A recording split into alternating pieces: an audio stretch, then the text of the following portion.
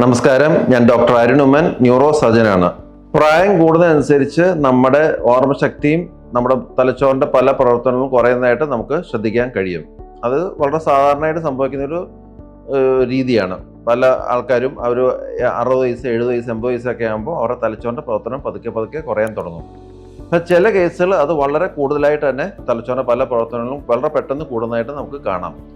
അത്തരം ഒരു അസുഖമാണ് അൽഷിമേഴ്സ് ഡിസീസ്.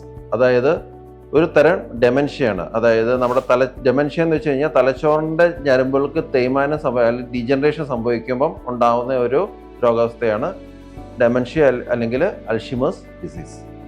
അപ്പം അൽഷിമേഴ്സ് ഡിസീസ് എന്ന് വെച്ച് കഴിഞ്ഞാൽ ന്യൂറോ ഡിജനറേറ്റീവ് ഡിസീസ് ഗ്രൂപ്പിൽ പെടുന്നതാണ്. അത് ഏറ്റവും കോമൺ ആയിട്ടുള്ള ന്യൂറോ ഡിജനറേറ്റീവ് ഡിസോർഡർ ഏതാണെന്ന് ചോദിച്ചു കഴിഞ്ഞാൽ അത് അൽഷിമേഴ്സ് ഡിസീസാണ്. അപ്പോൾ എന്താണ് ഇതിൻ്റെ രീതി?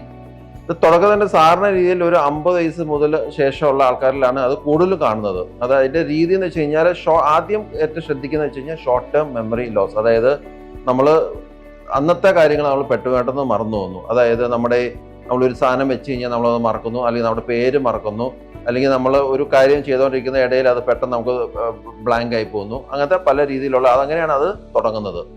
അപ്പം അതേസമയം ലോങ് ടേം മെമ്മറി ഇൻടാക്റ്റ് ആയിരിക്കും. അതായത് നമുക്ക് എന്തെങ്കിലും ചെറുപ്പം മുതൽ ചെയ്യുന്ന സ്കിൽസ് ഒക്കെ ഉണ്ടെങ്കിൽ അത് കറക്റ്റ് ആയിരിക്കും. നമുക്ക് ഡ്രൈവിങ്ങിന് ഒരു കുഴപ്പം കാണത്തില്ല, അല്ലെങ്കിൽ പഴയ കാര്യങ്ങളൊക്കെ നമുക്ക് നല്ല ഓർമ്മ കാണും. പക്ഷേ റീസൺ ആയിട്ടുള്ള അല്ലെങ്കിൽ അന്നത്തെ കാര്യം, അത് രാവിലെ ബ്രേക്ക്ഫാസ്റ്റ് എന്താ കഴിച്ചു കൊടുക്കും, ചിലപ്പോൾ നമ്മൾ പെട്ടെന്ന് ബ്ലാങ്ക് ആയി പോകും. അങ്ങനെയാണ് അത് തുടങ്ങുന്നത്.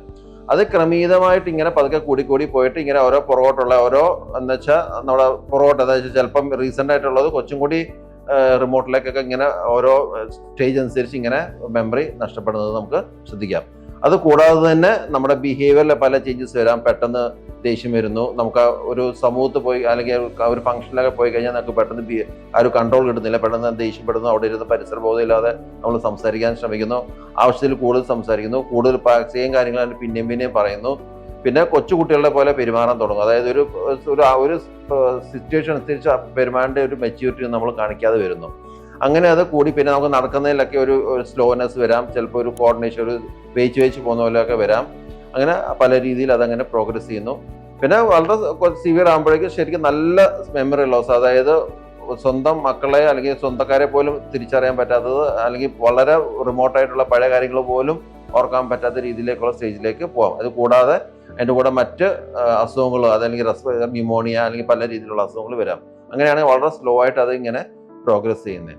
അപ്പോൾ അൽഷീമേഴ്സ് എന്ന് വെച്ച് കഴിഞ്ഞാൽ അത് എങ്ങനെയാണ് അത് ആർക്കൊക്കെയാണ് കാണുന്നത്, അതിനെ പ്രിവെൻറ്റ് ചെയ്യാൻ പറ്റുമോ, അതിൻ്റെ രോഗനിർണ്ണയം എങ്ങനെയാണ്, അതിൻ്റെ ചികിത്സ എങ്ങനെയാണ്? അപ്പോൾ അൽഷീമേഴ്സ് എന്ന് വെച്ച് കഴിഞ്ഞാൽ നമ്മൾ കുടുംബങ്ങളിൽ കാണാറുണ്ട്. കാരണം നമ്മുടെ പേരൻസിന് അൽഷീമേഴ്സ് ഉണ്ടെങ്കിൽ നമുക്കത് വരാനുള്ള സാധ്യത കൂടുതലാണ്. പിന്നെ അതിൻ്റെ രോഗനിർണ്ണയം എന്ന് വെച്ച് കഴിഞ്ഞാൽ അത് സാധാരണ രീതിയിൽ ഒരു ക്ലിനിക്കൽ ഡയഗ്നോസ് ആണ് കൂടുതലും. പിന്നെ അത് കൺഫേം ചെയ്യാൻ വേണ്ടി MRI scans, special MRI scans ഒക്കെ വഴി നമുക്കത് ചെയ്യാൻ പറ്റും. എന്തുകൊണ്ടാണ് അൽഷീമേഴ്സ് വരുന്നത്? നേരത്തെ പറഞ്ഞാൽ അതൊരു ന്യൂറോ ഡിജനറേറ്റീവ് ഡിസോർഡർ ആണ്. നമ്മുടെ തലച്ചോറിൽ ഒരു അമൈലോയിഡ് പ്രോട്ടീൻ എന്ന് പറഞ്ഞ ഒരു പ്രത്യേകതരം പ്രോട്ടീൻ ഡെപ്പോസിറ്റ് ചെയ്ത് കൂടുതൽ ഡെപ്പോസിറ്റ് ചെയ്യുന്നതോറും ഓരോ ഞരമ്പുകൾക്ക് ഇങ്ങനെ പതുക്കെ ഡാമേജ് സംഭവിക്കുന്നത്. അങ്ങനെയാണ് അത് പ്രോഗ്രസീവായിട്ട് അല്ലെങ്കിൽ ക്രമീതമായിട്ട് ഇങ്ങനെ നമ്മുടെ തലച്ചോറിന്റെ പ്രവർത്തനം ഇങ്ങനെ കുറഞ്ഞു വരുന്നത്. അതിന്റെ ചികിത്സ എന്താണ്? അൽഷീമേഴ്സ് തുടങ്ങിക്കഴിഞ്ഞാൽ പിന്നെ അത് പൂർണ്ണമായിട്ട് ചികിത്സിക്കാൻ കഴിയത്തില്ല. കാരണം അത് ഇങ്ങനെ വളരെ പ്രോഗ്രസ് ചെയ്യുന്ന ഒരു സംഭവമാണ്. അതിനെ ചികിത്സിച്ച് ഭേദമാക്കാൻ കഴിയത്തില്ല. പക്ഷെ നമുക്കതിനെ കൺട്രോൾ ചെയ്യാനും അതിൻ്റെ ടെമ്പററി റിലീഫിന് വേണ്ടിയുള്ള മരുന്നുകൾ കൊടുക്കാൻ സാധിക്കും. അപ്പം പല രീതിയിലുള്ള മരുന്നുകളുണ്ട്. അതായത് അതിൻ്റെ ഇനീഷ്യൽ സ്റ്റേജിലൊക്കെ നമുക്ക് മെമ്മറി ലോസ് ഒക്കെ ഉണ്ടെങ്കിൽ മെമ്മറി ഇമ്പ്രൂവ് ചെയ്യാനുള്ള മരുന്നുകൾ കൊടുക്കാം. പിന്നെ ബിഹേവിയറൽ പ്രോബ്ലംസ് ഒക്കെ ഉണ്ടെങ്കിൽ അതിനനുസരിച്ചുള്ള മരുന്നുകൾ കൊടുക്കാം.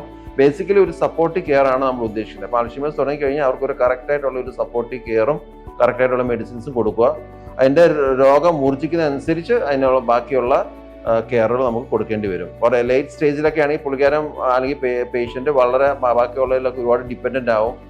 സ്വന്തമായിട്ട് ഒരു കാര്യങ്ങൾ ബാത്റൂമിൽ പോലും പോകാൻ പറ്റാത്ത ഒരു സ്റ്റേജിലേക്കൊക്കെ വരാം. അപ്പം ബേസിക്കലി അങ്ങനത്തെ ഒരു വളരെ ഒരു കോൺസ്റ്റന്റ് കെയർ ആവശ്യമുള്ള ഒരു പേഷ്യൻ്റാണ് ഈ അൽഷീമേഴ്സ് ഡിസീസ് രോഗികൾ. അപ്പം ശരിക്കും പറഞ്ഞാൽ നമ്മുടെ സമൂഹത്ത് ഈ അൽഷീമേഴ്സ് ഡിസീസ് എന്ന് പറഞ്ഞാൽ അത് നമ്മുടെ പ്രായത്തിന്, നമ്മുടെ ലോങ്കിവിറ്റി അല്ലെങ്കിൽ നമ്മുടെ ആവറേജ് ലൈഫ് സ്പാൻ ഒക്കെ ഇങ്ങനെ കൂടുന്നതുകൊണ്ട് അൽഷീമേഴ്സിന്റെ ഇൻസിഡൻസ് സമൂഹത്ത് വളരെയധികം കൂടും. ഒരു 2050 ആകുമ്പോഴേക്കും ഇപ്പോൾ ഉള്ള അൽഷീമേഴ്സിനായിട്ട് ഒരു 3 ഇരട്ടി അൽഷീമേഴ്സ് രോഗികളെ നമുക്ക് കാണാൻ സാധിക്കും. അപ്പം ശരിക്കും നമ്മുടെ സമൂഹത്ത് അൽഷീമേഴ്സിനെ രോഗികളെ ടേക്ക് കെയർ ചെയ്യാൻ വേണ്ടിയുള്ള പ്രത്യേക സൊസൈറ്റികളും അതിനുള്ള ഓർഗനൈസേഷൻസും ശരിക്കും വരേണ്ടതാണ്.